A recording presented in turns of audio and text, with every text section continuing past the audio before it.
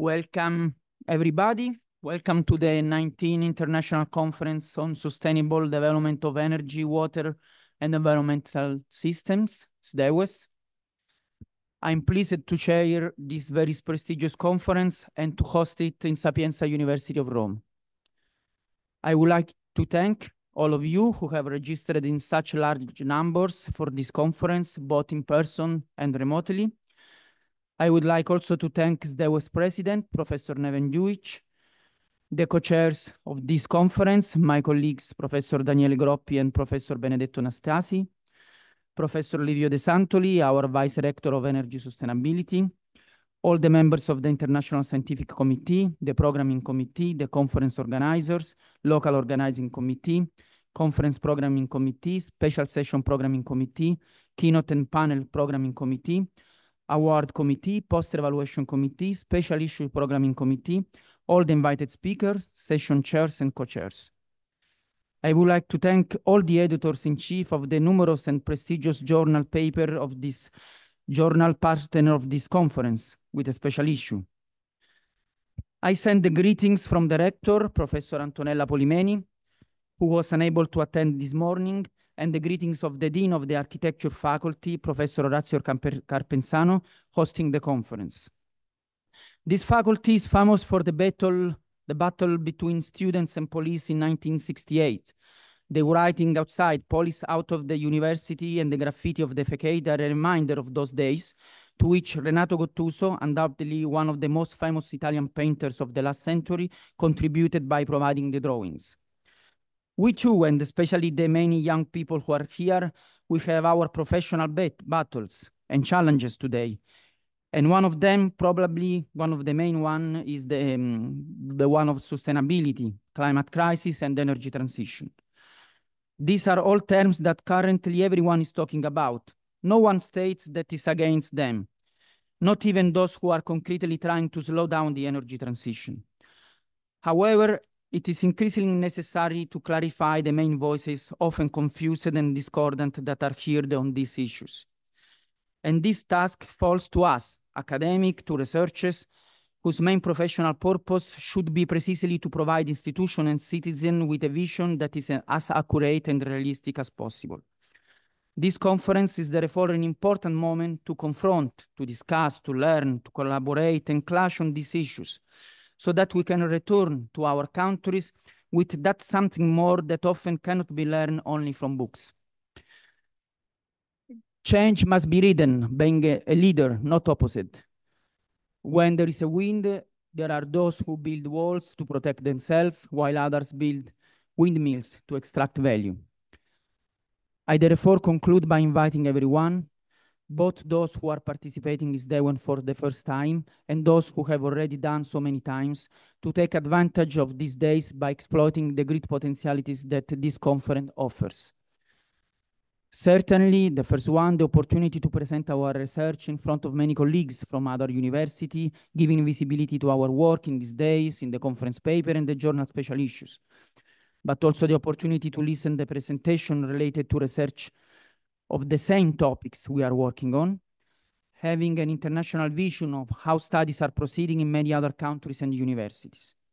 But also to listen speeches on distinct topics, but close to our main research areas, since more and more for those who are working in the field of energy and environmental sustainability, it is necessary to have both a high-level expertise in our specific topic, but also an updated overview of the closer disciplines, improving our knowledge and our vision.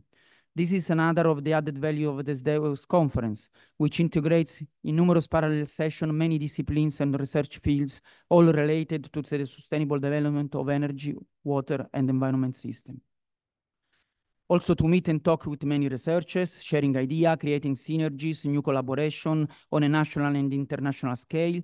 Very useful, for example, to create partnership in new European projects, integrating different expertise or opening new job opportunities. Last but not least, to enjoy this beautiful city, the convivial and recreational moments inside and outside the conference.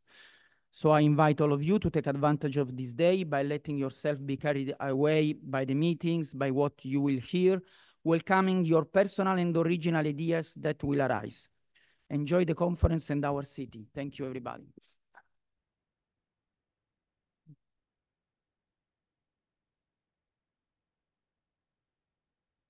Now I give the floor to the Vice Rector of Energy Sustainability of Sapienza University of Rome, Professor Livio De Santoli, that we are pleased to have here for the first introductory speech about the role of hydrogen in the energy transition.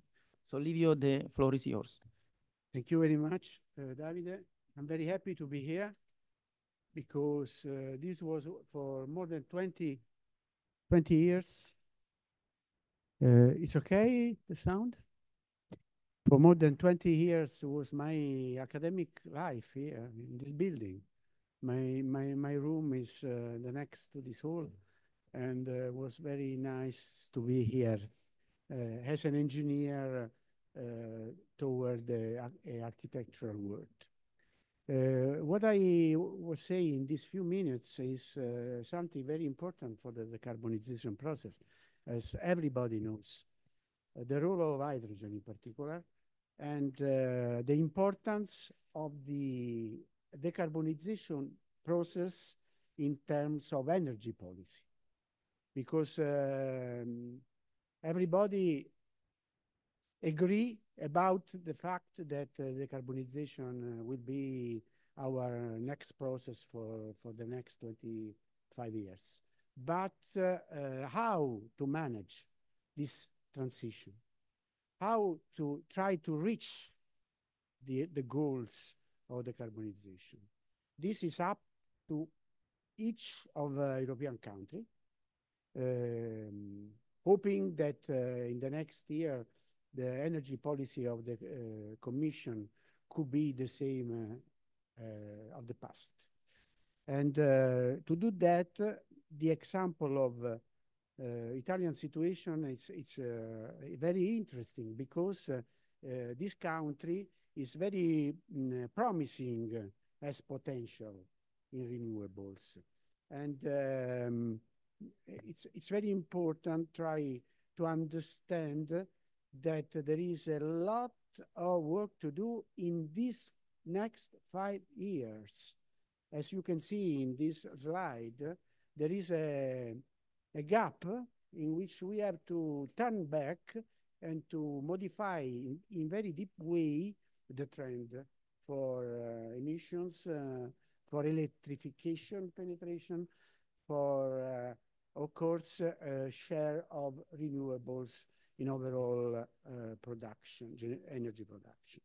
And in order to do that, these 5 years from now to 2030 could be very, very interesting and important. And I think it's necessary a joint work together among all the European countries. In order to do that, the role of hydrogen is very important because the question to be solved are what will be the share of hydrogen in the energy production in 2050? And in particular, not only for production, but also for final uses. We are managing right now what will happen in the next 20 years in order to see to compare what are really new happening in our energy world. And everything is, related to the electrolyzer capacity potential, because coming from that, we can have different transformation for a direct use of hydrogen, but also the utilization of the hydrogen in order to there is better two than one, of course. The backup system. And this is the reason why we have to concentrate our attention in terms of energy policy about this trend of electrolyzer installations. And it's very important also to try some consideration about this kind of very important use of hydrogen in the transformation program related to synthetic fuels and also green ammonia. Synthetic fuels, everybody knows, there are the H2 hydrogen-based fuels production with chemicals process.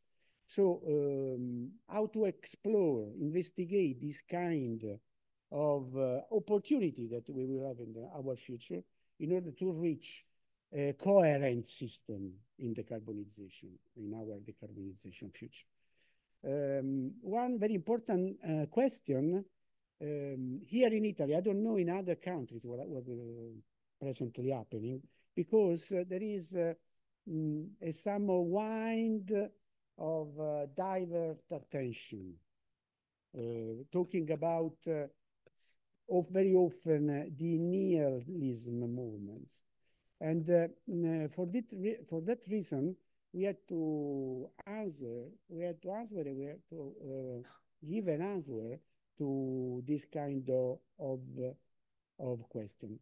Why often, not always, but often there is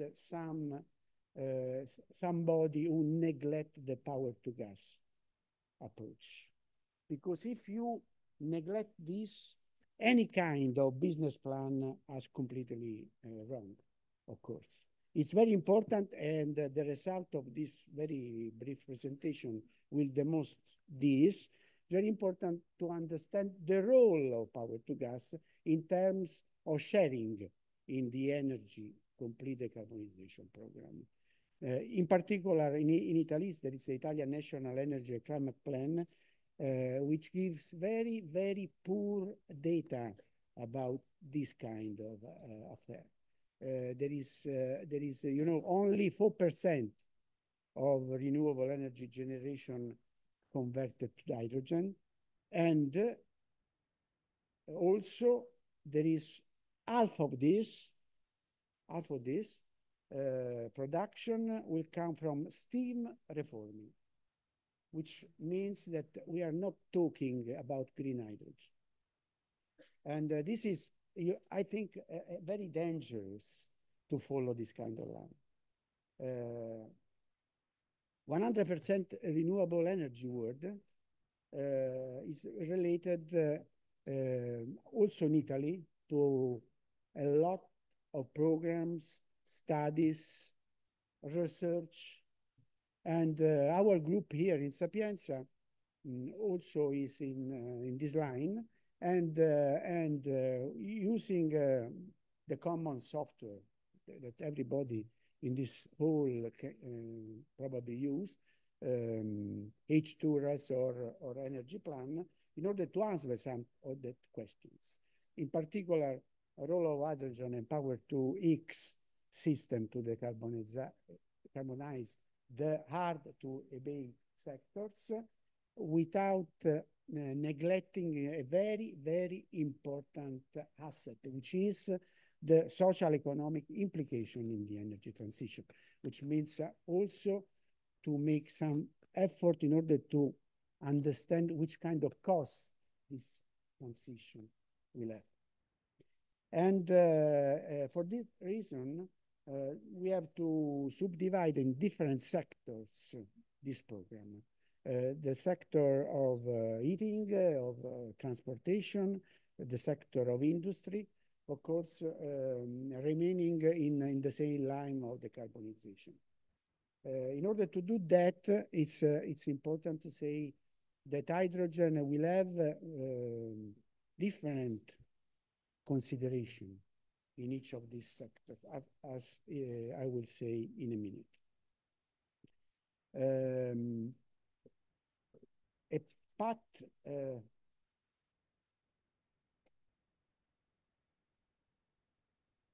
future increasing electricity and hydrogen demand.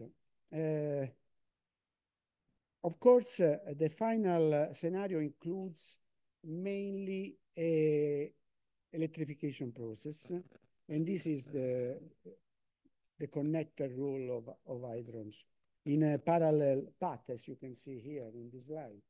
There is a parallel vision from now to 2050 in terms of electricity and hydrogen demand. terawatt hour per year on the left axis, and hydrogen demand in terms of megaton in the right scale. In 2030, we'll have here, this for Italy, the projection to reach some more than 9 megaton per year. But the plan, the Italian National Energy and Climate Plan, forecast just 0.25 megaton per year. This is a very big gap, and this gap can be covered as soon as possible in order to modify, because there is time probably now to modify something. A path for the renewable in electricity production, it's very important because to satisfy this demand, the electricity generation need a kind of optimization by sources. Optimization that you can see here in this figure, in which there is a path, there is a roadmap from now to 2050, in which there is a completely different situation progressively. And in this generation, in a parallel way, there is also the importance, as you can see here, of the cumulated electricity capacity installations. Here, there is a lot of work to do in terms of strategy, because you have to, in a certain way, understand which kind of strategy in your country you will have in terms of wind and photovoltaic field. In our studies, we stated that probably in the short term, what we have to push in order to develop a coherent program is the wind. Due to LCOE, levelized cost of energy, of wind in comparison with the photovoltaic, but also the full load hours, in terms of full load hours. Aeolic in Italy, but I think in any country of Europe, we'll have a maximum level due to the landscape connection permission. And in Italy, this is very, very, very important topic, just under discussion at the moment. And this is the reason why I think that we have to push in the short term this kind of development. And then, of course, as you can see here, will be the final situation in which photovoltaic is 3 times the wind installations. Talking about the sector, there is another thing to underline, which is how to consider the energy efficiency potential. In this software, you have to put a level of reduction in energy consumption. Here, in our study, this preliminary study, as you can see here, there is a difference from now situation of heating demands and the sum of these two contribution, which means a reduction more or less of 25% in energy efficiency. Okay, we can work about this in terms of a subsystem to be optimized. Also in this case, there is a routine inside the software, as you well know, in which we have preliminarily understand which kind of level of energy efficiency. In heating, also in the industry sector, is the same.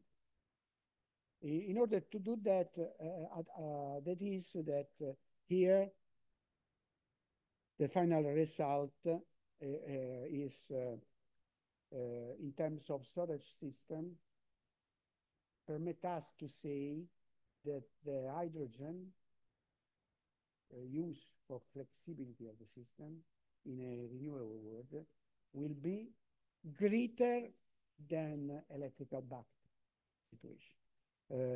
That is 63 gigawatt versus 40.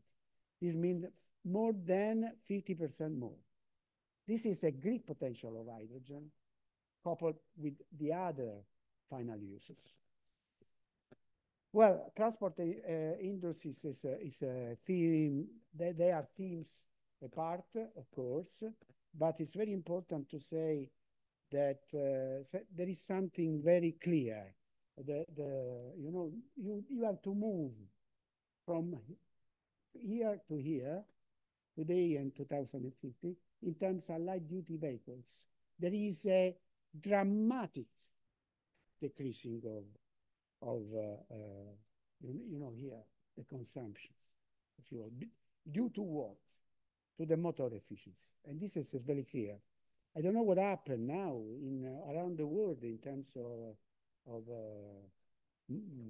automotive industry. But it's appear clear that we have to push very strong in this direction. And also here in the industry, there is the problem of energy efficiency that you can consider here.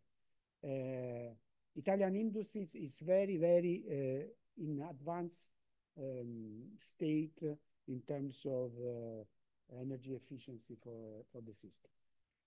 I don't know outside of Italy, but I think it's very important to consider in a proper way this kind of support. Okay, so finally, we can say that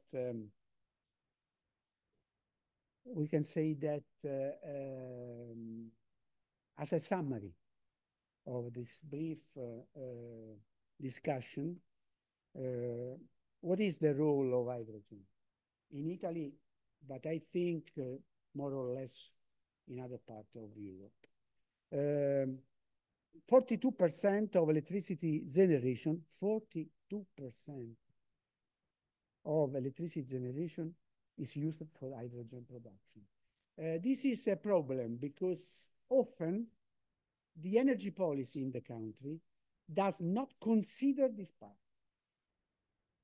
It is added to the decarbonization energy for the common uses. And this is very important because you have to consider right now in order to have a proper trend for the future. This means in Italy, 63 gigawatt in electrolyzer capacity. You know the figure right now in Europe. In Europe for 2030 say that we have to install some of 40 gigawatt totally. And this is 63 gigawatt is in trend with the European global capacity, which is 500 or 600 gigawatt in 2050. It's very important to say that we need here some of 9 megaton of hydrogen per year in green hydrogen production, which include 1/3 for the flexibility in electricity generation. This is one of the most important topics to be issued because in an effective way, we have to understand globally the capacity, the potential of hydrogen. The share of hydrogen in the global direct use and electrofuels in the final energy consumption is more than 30%, 36% in this preliminary situation that we consider now. Finally, very, very quickly, I want to show some data relating to very important characteristic for what I say before, social and economic issues. The investment, the overall investment, this is very important because in the overall investment, you have to put inside in the same basket everything, construction, manufacturing, operating and maintenance, installation, everything. And this means the industrial development for the future of each country. Because the transition is an opportunity for industrial development. So it's very important to try to understand which is the global value of this affair, of this business. And we're talking of 1.2 trillions of euros overall. And this means 40, 50 billion per year. And this is important because the strategy, internal strategy, local strategy, need to know how to use the kind of money, all this money, in a proper way in order to develop something in each country. For example, I am closing, I think. The problem, for example, in Italy, there is the problem of offshore wind because it's quite different from the North Europe offshore wind. And we can use the opportunity of a Mediterranean Sea for new systems, technology, here in Italy. And it could be, Italy could be the center of this kind of work in terms in updating of the ports for the hub in this transition opportunity. Okay, we will go very, very fast at the end of my presentation with just two remarks. The first is related, the cost of electricity system is not, in the decarbonization system, is not higher than the present cost. There is a lot of data about this. Our research team is presently involved in find out this cost, as well as important to say that we have to make a jump in advance in the future, because the today levelized cost of hydrogen it's quite higher. You can see here the different strategy, the different technology of production of hydrogen here, and the real one, which the last one, which is the real green hydrogen, has a cost quite higher than the first one. But the projection, as you can see here by the International Energy Agency, the projection in 2050 is promising, because we can move from this value to the best price that presently we have, even in the next 10, 15 years. This means that we have to move from our direction and from our goal, because here, speaking about the production of hydrogen, there is a big confusion between green hydrogen, renewable hydrogen, or something else. For us, the only situation to be complied is green hydrogen. And so electrolyzer is the market of the use of this production. This is real, the last one. And there is a target, a present target in Europe, in different countries. And I have to say that Italy, as you can see, is the last one. There is here, and I hope that this situation is not the same in the other countries, in trying to push up in a very strong way the hydrogen produced with the CCS. And this is the reason why probably we are with, with this very poor value in comparison with the hydrogen.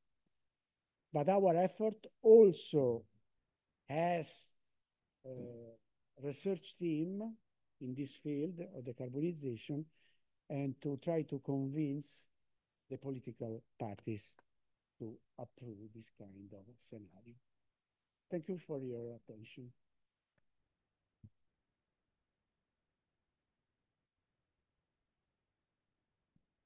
Thank you very much, Livio, for your interesting presentation.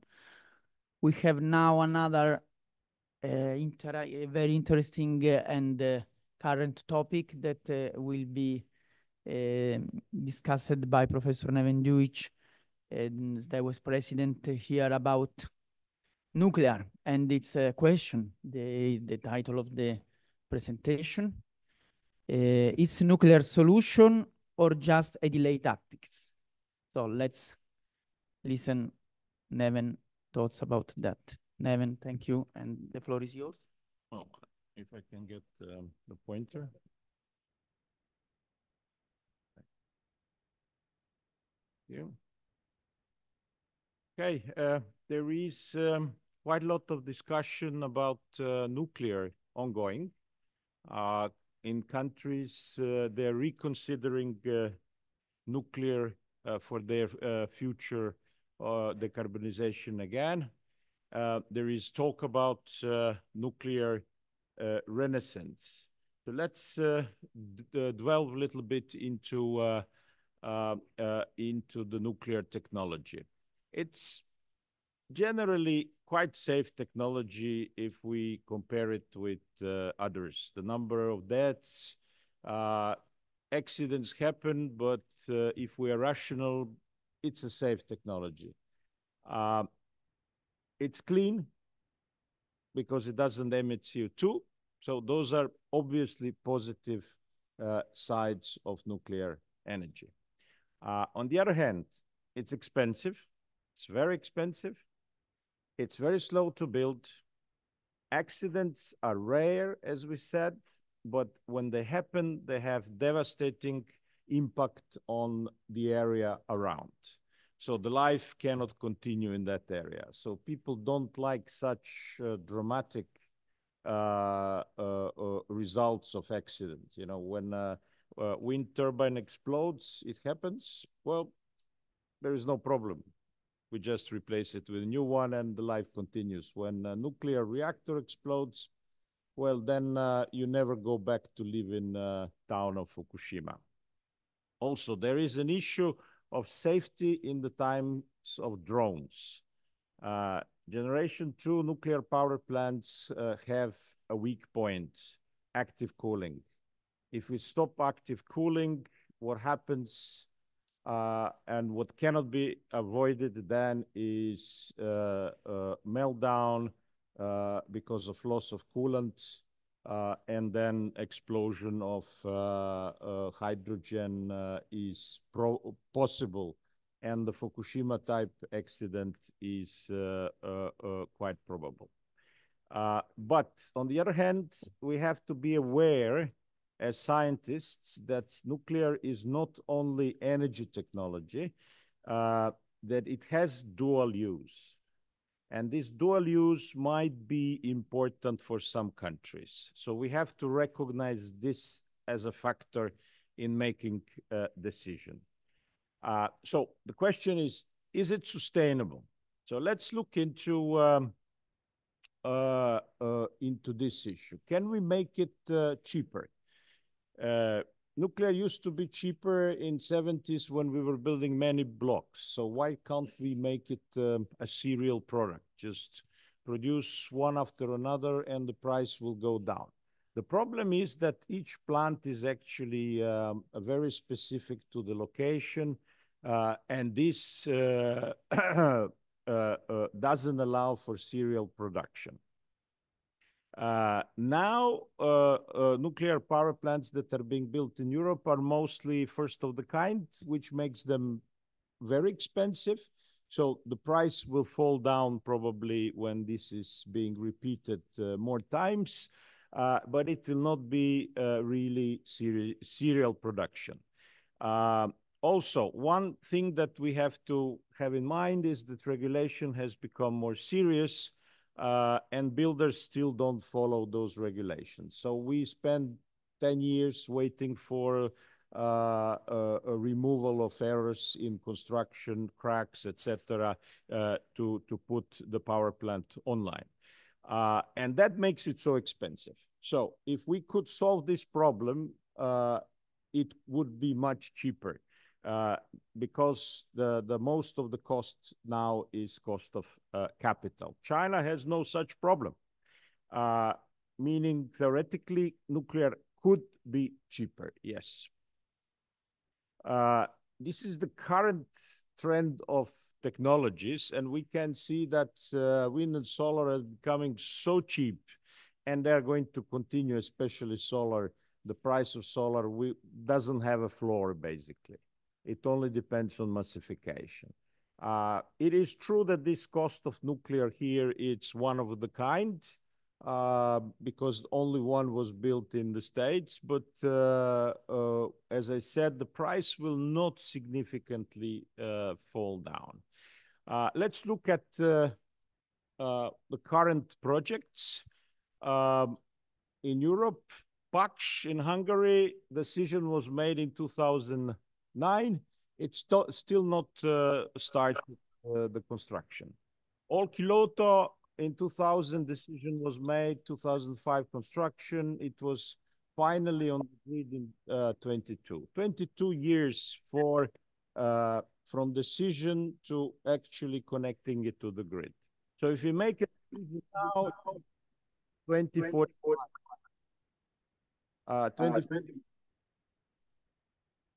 Flamanville.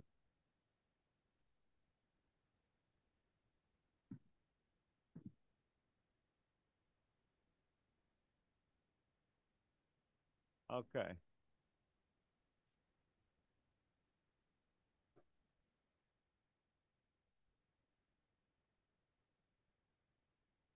Flamanville, in France, 2007, the construction started. It's still not on grid. Russians are not much better for a small Lomonosov floating reactor, 152 months. Novovoronezh, 2006 decision, 2019 19 grid. Ostrovets, 2013 construction start, 21 grid, etc., etc.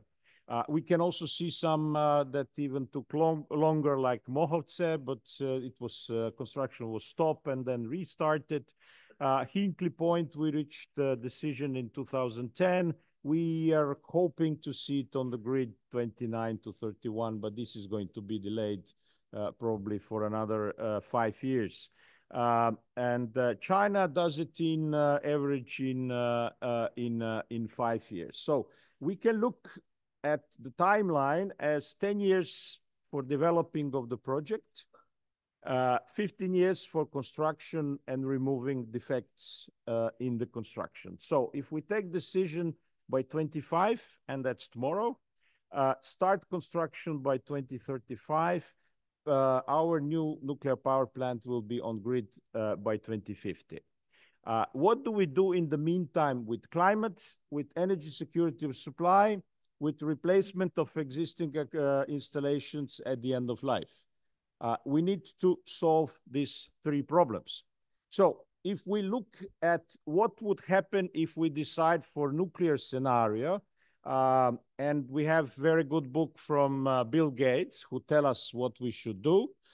He says we should stop investing in transition and we should wait for better technologies to be invented. Which means business as usual with the fossil fuels. And then in 2050, we have nuclear power plants. So the nuclear scenario is the blue one. We continue with the fossil fuels. CO2 emissions grow, we burn the earth, and then after 2050, it starts slowly falling down. If we go with renewables, if we continue with transition with renewables now, we can practically decarbonize by 2050. So anybody calling for, as Bill Gates, delay of transition is actually supporting continuation of burning earth and using fossil fuels. Okay, let's change the subject a little bit. What happens if we continue with renewables? Let's look if we put 25% wind and solar into power system. The base load gets pushed out of the merit order. You can see it during the nights. It's above the pale blue line, which is the load. And during the day because of solar energy. What do we do with this excess of electricity? Well, we can sell it to somebody else, but probably nobody will need it. We can store it, but it's expensive to store fossil fuels. It's cheaper to store them as fossil fuels than as electricity. So the best way is to just shut them down. So if this black line is nuclear, it gets pushed out of the merit order. And this is already happening. This is France. In May 23, nuclear power plants in France are already cycling. So they are basically twice a day going up and down, which means that we are already reducing the number of hours to nuclear power. If we look at wind on European level for the last 5 years or 6 years, this is 6 years, there was not a single hour when there was no wind in Europe. Wind is not blowing in the same way all over the continent. If you look at one country, yes, there are times when there is no wind. But when you look at continental level, there is wind somewhere. So we have wind as a base load under the red line, which can cover all our electrical needs if we build enough of it. And above that line, we have excess of wind, which we can use then to do something useful. For that, of course, we need to build grids. So let's imagine that we overbuild wind and solar 3 times. We need to overbuild it 3 times. The red line is legacy electricity demand. We cover most of it. There are some white spots, which we will have to cover with maybe hydrogen or hydro or other renewables. And then with this excess electricity, we can electrify heating, electrify transport, and produce hydrogen for decarbonization of high temperature processes, chemical feedstocks, and fuels for long distance transport. There is a recent excellent paper by the chair of International Scientific Committee of SDEWES, Professor Henrik Lund, that compared renewable scenario with nuclear scenario for Denmark.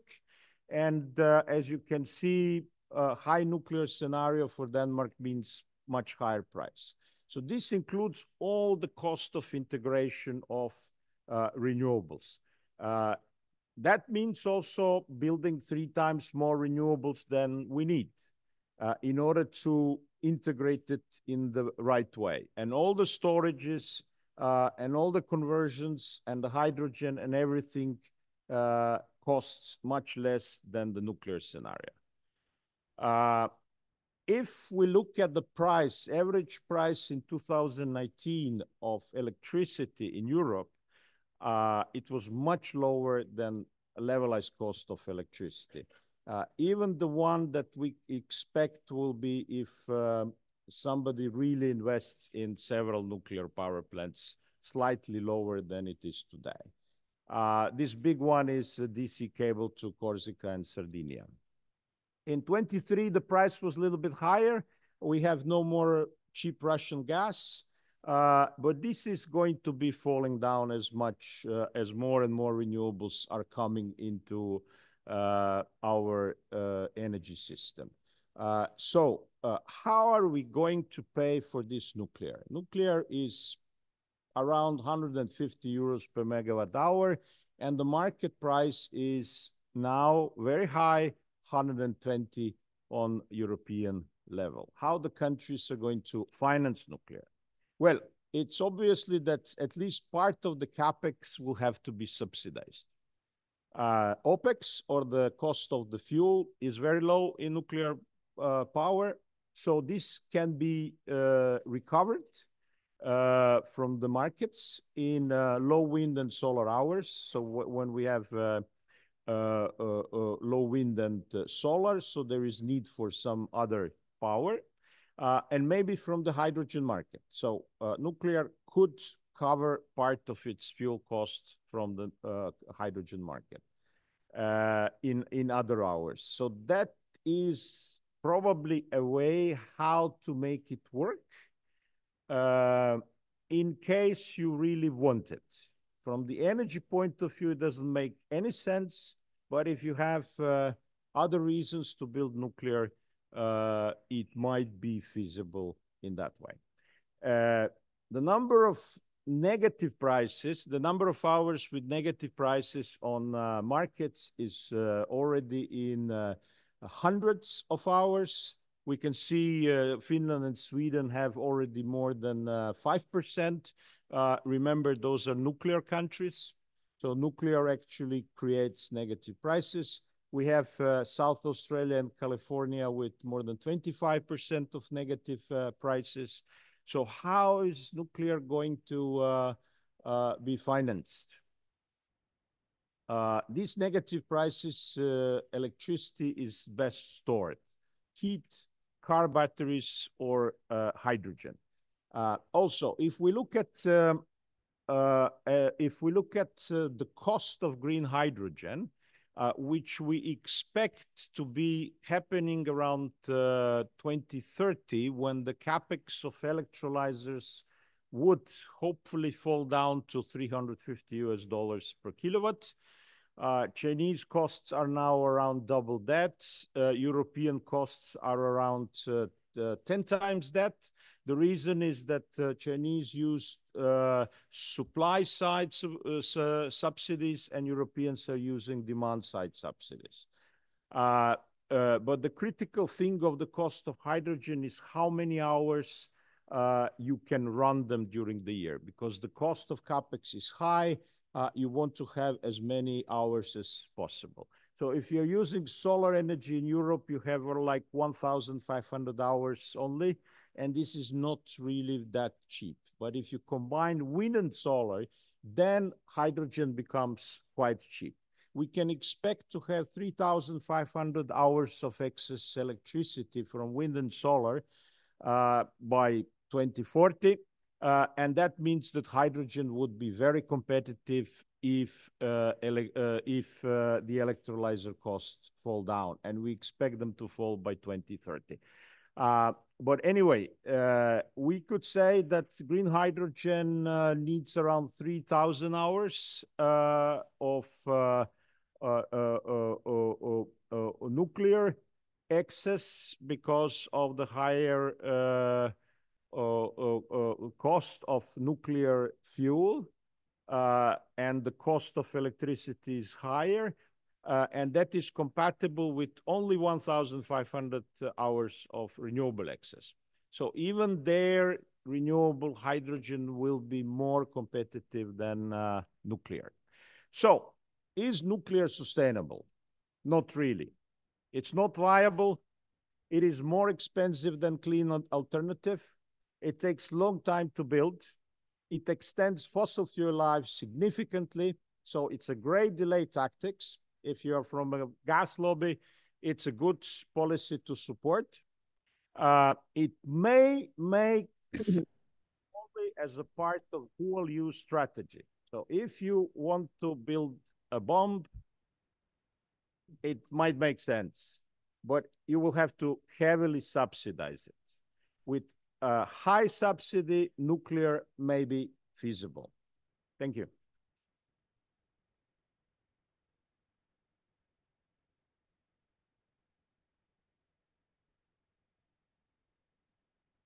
Thank you very much, Neven. I think it's very important, this discussion. In Italy, for example, in our country, there is a lot of confusion also in the media, in the opinion, also with high-level administration, ministries, political, and many kind of personalities that have not a clear picture or maybe wants to continue with the delay that you clearly presented.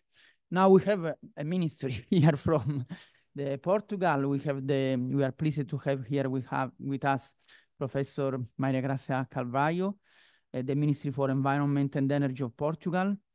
And I will give her the floor for a speech about energy, climate, and water, focusing on the Portuguese approach. Thank you very much for staying here with us.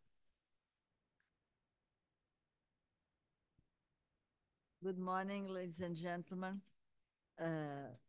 First of all, it's a pleasure to be here with you. I'm a normal client of this conference since the beginning, and as a professor, and this time I was invited to come here in the different condition, but I'm very proud of all the work that SDEWES has done in the last 19 years. It will be the 20th anniversary next year, and I want to thank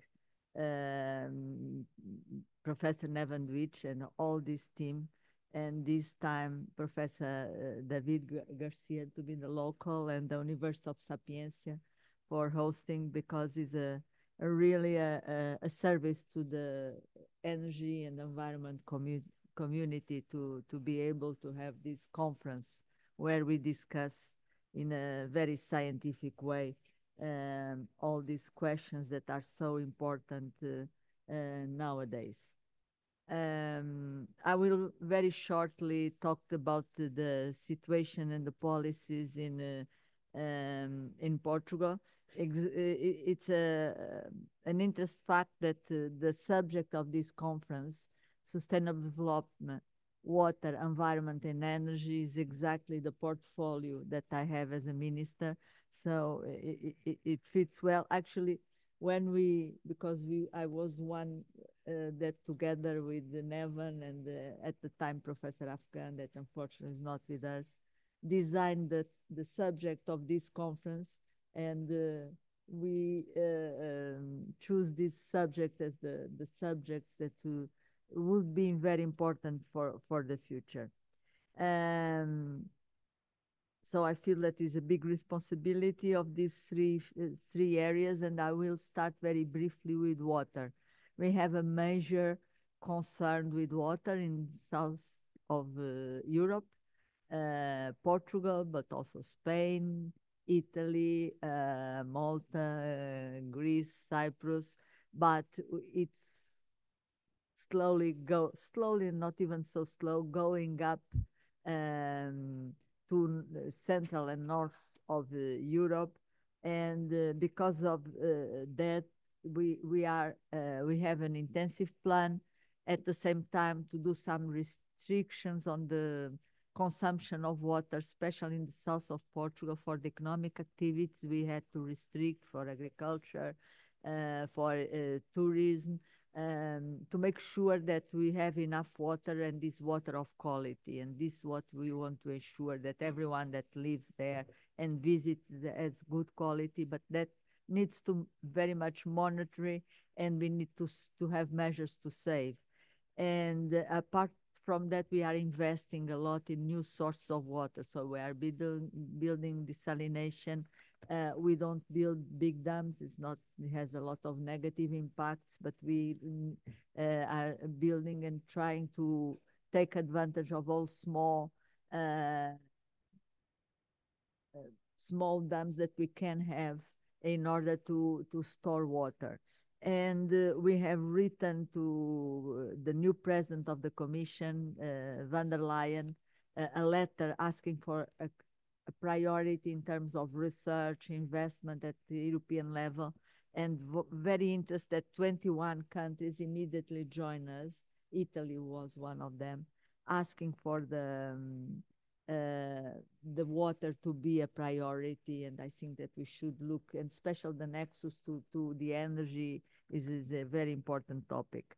Um, I would say that good thing that we have a very good relation with Spain, and we are working on that because something that unites us is the scarcity or not, or the existence of water. So we are developing common solutions. On the energy, as you may know, Portugal is quite well placed on renewable energies. The last figures that we have, the official, is from 2023, where we have 61% of the electricity production from renewables. And we have a distribution from 25% from winds, 7 from photovoltaics. Actually, this year we have increased already, so quite a lot. So we have a lot of investment of the photovoltaics. We have 6% of biomass and 23 of hydro. So hydro is quite, we have inherited from the past, the big dams, but it's quite useful that we have that. Also from storage point of view. We want to continue, and we just finished our national plan for 2030. As you know, the ambition from the percentage of renewables in the total energy consumption that the Commission has proposed is 42.5% obligatory plus 2.5 to the ones that have conditions to deliver. And in our case, we have proposed is an ambitious target, but we think that we can achieve 51%. So quite above the European average. So our question now is what have been discussed already is storage.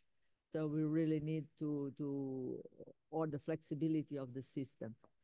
We are investing a lot from our recovery and resilience plan in storage. We actually is finished today an auction on batteries. So from batteries to try to see what we can increase on the existing dams.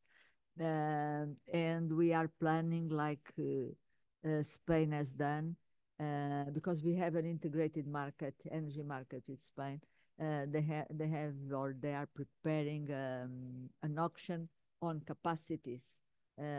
Let the market decide what is the best solution for the capacities, and probably we will do the same. So we are designing a system that we will do the same, because we really need to have quite similar solutions, even for a question of competitiveness of our industries vis-a-vis our neighbors. So another point that we are investing public funds, but we have a lot of interest from the private sector, is renewable gas, including hydrogen.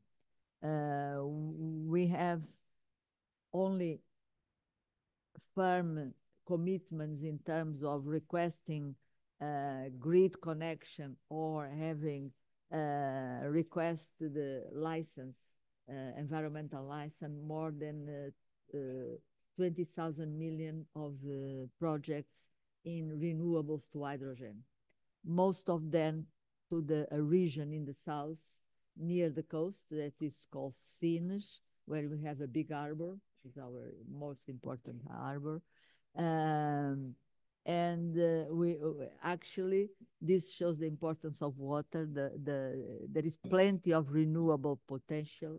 I'm from that region. a lot of solar, some wind, but it's scarce on water. So we really need to have, and to produce hydrogen, you need a lot of water. So we will request that every uh, promoter also has his own solution for the water production. Um, so, but we also have done auctions and other subsidies for renewable gas, not only hydrogen, um, other kind of renewable gas, biomethane. We have an auction of 140 million for biomethane. And we have very good results in the at European level. There was a hydrogen bank competition, and Portugal and Spain were the ones that got almost all the funds. There was some complaint from other countries, but we have the conditions for that. So on that area is doing well. I'm worried about the capacity of the market to provide the electrolyzers.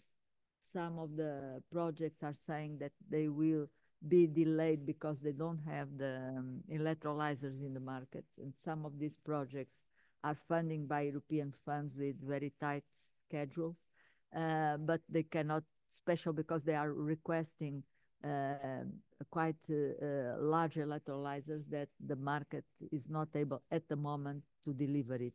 There is one that requires 4 electrolyzers of 100 megawatt, and they are saying that there is no way that the market will deliver that in time. Also, we are working, but I will leave this to my colleague Carvalho on speeding up the licensing. So to have a simplified way of license of renewable energy projects. I have told you about the good things. Now I need to tell you about the our challenge, and I would say that our challenge is, I would say, mainly transport, the electrification of transport.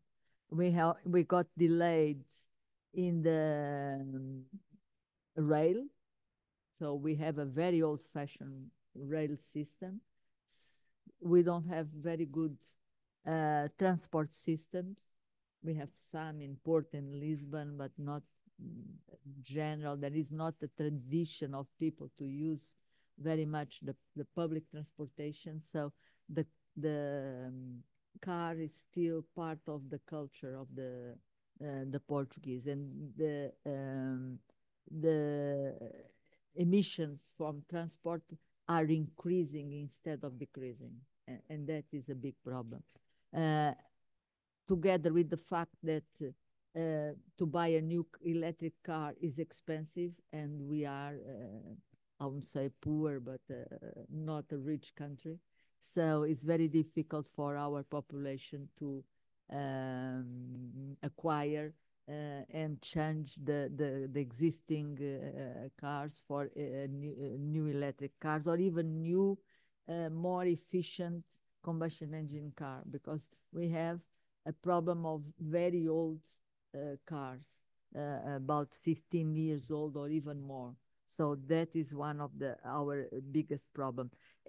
And you can see, compare, if you look at the emissions, divide by industry, transport, and housing, our emissions from transport is 37, 38%, is the highest in Europe. The others have the housing as first place, or industry, but mainly housing in the north of Europe.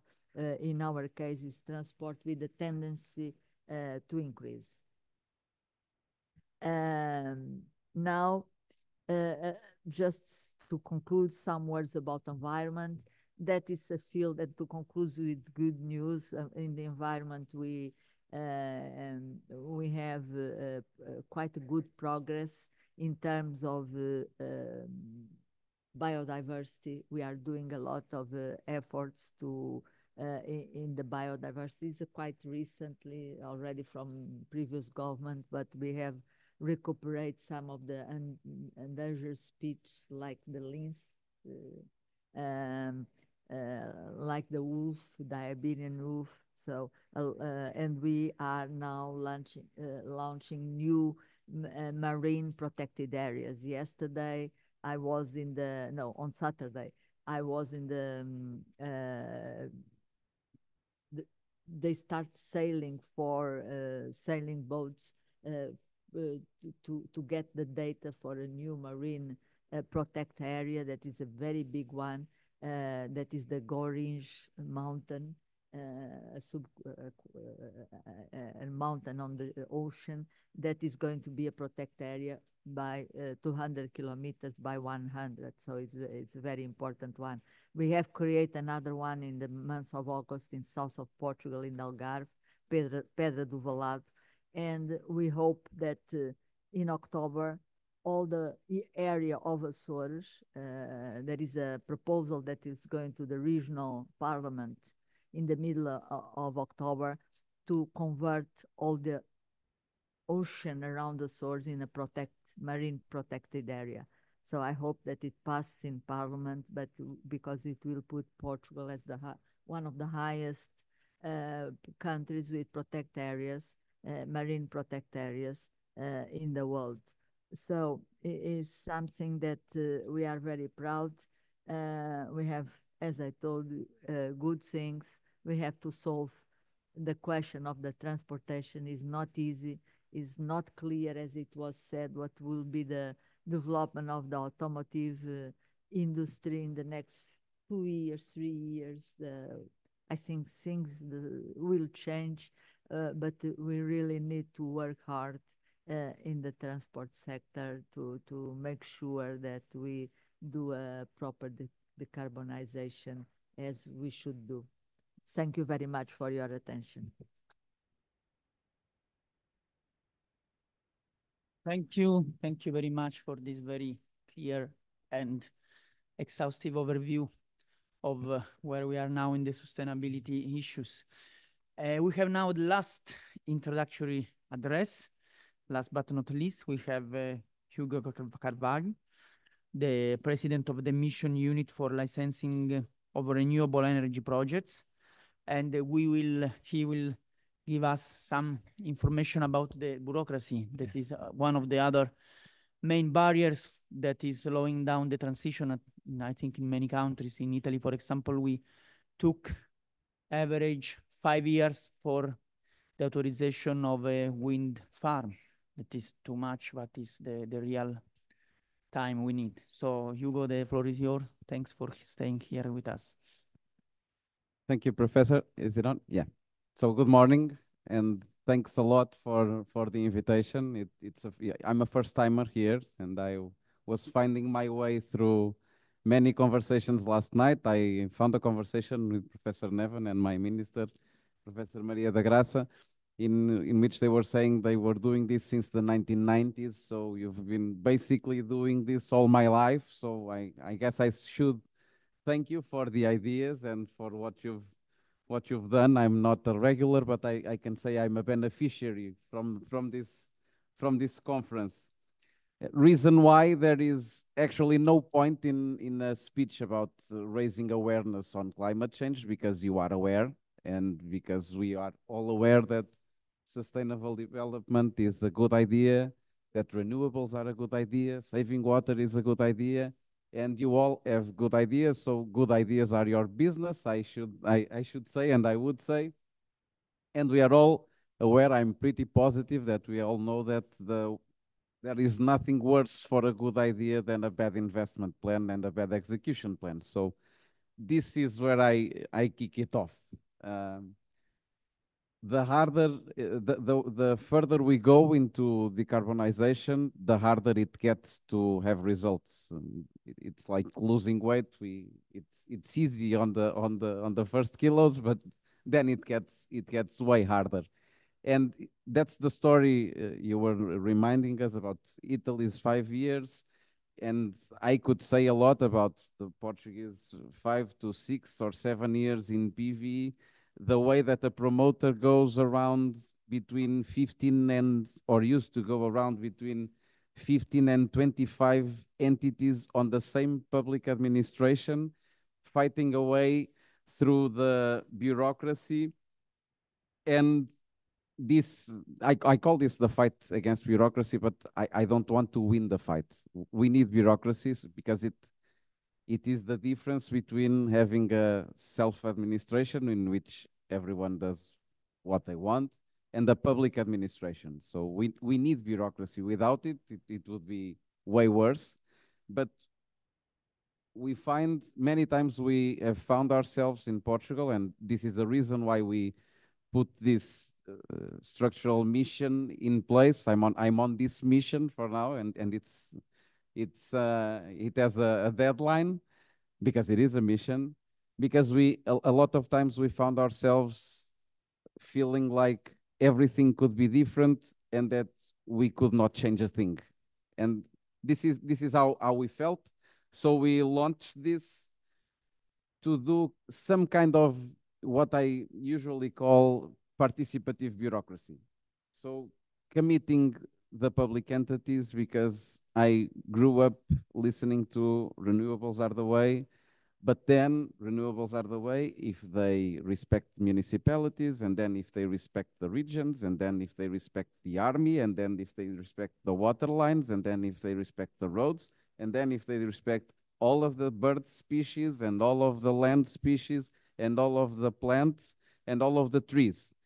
And if we fail to license PV or wind farms to save this or that species, we won't decarbonize and they will still die in a couple of years. So what we started to do is, as I was telling, is to have a plan, an execution plan. And the plan went in two ways. One way was to try to license what we had on hold. And we still do have a lot on hold. And that went through in the last two governments and the last maybe 4 to 5 years with a huge pack of simplifying legislation. We threw maybe 10 to 15 diplomas into a single one. We threw it all very, very streamlined on the law. And then we have a good law. And after a good law, which is a good idea, we need to have the public administration on its side. So we started to commit the mayor's offices, commit the public administration on environment, on the army, on the water, well, all the shopping list that I told you about earlier. We started to commit them, and we are still on the way to commit them. Even last night we were talking about at dinner, what's the way to commit the cities to the decarbonization goals that we have. Maybe their budget should be committed to the goals that we have. They should show, everyone should show, every citizen should show, because this is not only for politicians, this is for citizens and for scientists and for professors. How can we commit them to decarbonize, and how will this be a good deal for them? So we don't have them against solar PV, concentrated PV, and wind farms. We did a lot there, and we did a lot on the law, and now we are deploying this year the first module, and the goal is to have it in place on June next year. The first one-stop only go-to digital online shop in which you can go in, talk to an AI bot and say, I want to install a panel, I want to do a wind farm, and it will show you where in the country you can deploy it, what's the region, how is the licensing on the environment, what's the easiest path to go, if there's a line, if you got network, if there's no network, you can opt to build it yourself. So we are pushing it to, like, I don't know, I guess we are making 12 platforms, 12 digital platforms into a single one. So it's easy for every investor to come in and deploy renewables in Portugal. This was one way, and the other way, just to, because I know I'm the last thing standing between you and the coffee break, so I'll briefly end this talking about another work that we did, which was very, very important and maybe pioneer in Europe, which was energy communities. We struggled a lot, we have to say it. We had the law in 2019, the first law, and we grabbed about being the first country with a law on energy communities, and we went like 4 to 5 years without a single one in place. We struggled because you have to, with meters, how to put the members in, where should we stop, and this is a struggle that we still have. Where do we stop in the community? Because now you get 12 or 10 mayors coming up to the minister and saying, we want to do an energy community, and then you're not decentralizing anymore. You're not putting your production close to your consumption. You're basically doing huge PV in 12 or 15 municipalities, which was not the intended way. But we've come a long way digitalizing the licensing of in energy communities, and they, as we go forward, I think maybe June to August next year, they will be in place between the 50 and the hundreds. So every municipality will be like 5 to 10 clicks away to have panels on the schools or on the public swimming pools or on the public pavilions, and it will be easy. It's a work we've done with the grids operators, with the public administration, again, committing them and benefiting them, spending the same amount of money that we used to spend on the concessions, the same amount of money we used to hand over to the economic players, spending the same, but committing part of it to success on decarbonization. So this is what I want to hear about. So the law can be good, but you actually need product market fit. There are a lot of good products and good ideas that fail because they didn't have a product market fit. That's basically my mission here, is to be outside of public administration and outside of government, to have a look from outside, but actually being able to make some change. My wish is that you stay having good ideas, and I really hope for that, because if there's anything that's going to save us is science and technology, and I hope the best for this conference and many to come, and that you all have great product market fit for your ideas, because that's what we need. Thank you.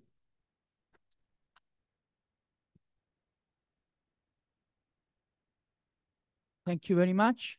Now we have some practical information from Professor Tomislav Puksec about the conference. Do you have some slide, Tomislav? No. No? No, it works. If you speak closer, yes. Okay, welcome everybody. I'm very happy to be able to welcome you all today. Well, I'll be very brief. I will just give you a few pointers on the conference, especially for those that are here for the first time. So SDEWES conference, as you probably saw it already, it's a hybrid one. So we have a virtual part and we have an on-site part. If I remember correctly, we have around 100 people in the virtual conference. So this is why it's very important that we have all the presentations in a virtual mode as a video, so all the people that are at the conference have the ability to access all the research and all the papers. I mean, whether you are in a virtual part or you are here with us today, the critical issue is that you present your paper. So for the people only in a virtual conference, that means that they need to answer all the questions that have been asked in the platform. You will see that, you will get notifications on your email, so it shouldn't be a problem. And for the people coming here and doing the on-site part of the conference, it is crucial for you to present your paper. So we are quite strict about this. So in case we have a no-show and a paper is not presented, unfortunately, your paper will be canceled. The same goes to the poster session. So if you're in a poster, you have to be present in front of your poster during the poster session. There will be someone checking that. So please be in your session and present your paper, because I mean, people came here also to see other people's research. So it should be fair from your side to present, because someone really wants to talk to you or wants to see your research and wants to hear what you're doing. Okay, so just like some procedural things and administrative things. All the sessions are here. This is the room A. Room B is right there. During the invited lecture as well, we will stream in the room B as well. So for Mete's lecture, if we have a full house, it's perfectly fine to go to the room B, because we have a direct link there. So you can see the presentation there as well. So, and then we have room on this floor. We have 4 rooms on the upper floor, and we have 3 rooms on the ground floor. Basically, you have signs all over the university, so I think it would be fairly easy to find everything. Poster session will be right in front of this main room, room A, and the coffee breaks and lunches will be in the patio right in front. So if you are first time on SDEWES and you're presenting your paper, my advice is that you just show up around 15 minutes before the session starts. There will be a local organizing committee member in each room. You will give them your PowerPoint, use USB or bring it on a USB drive. And then we can copy the presentation. You can check, test if everything is okay. And then we start with the sessions sharp. So 1:30, 3:30, 9 o'clock, depends when you are there. The similar situation is for chairs and co-chairs. So if you are chairing a session or co-chairing a session, be there like 15 minutes before. You will get all the information from our local organizing committee and staff. When it comes to the social part, tomorrow we will have our social part in the afternoon. You all got your tickets with your accreditation, depending on which group you have chosen. All the info on the social part is online on the webpage, so you can check it. The schedule is also on your accreditation as well. So just follow the instruction. A lot of local organizing committee people will be around, so helping you in case you need to check some questions or whatever. Also, you have your lunch coupons with your accreditation. So for each day, you will have a lunch coupon depending on what you have chosen in the system. Okay, more or less, this is the main pointers I wanted to stress out. After the award ceremony, we will have a group photo. The plan was to have a group photo in front, in the nice stairs when you exit the building to the left. But some clouds are currently above us, and we're not sure whether it's going to rain or not. So after the award ceremony, we will just see what's the situation. If no rain, then we will go out and have a group photo. If rain really starts, then we will just have a group photo here in room A. If our photographer can do like a wide shot, we will see. Yes, that's it for me. Once again, welcome to SDEWES conference. I really hope you will have a good time here, and it will be a successful conference for you and for all of your colleagues. So thank you very much.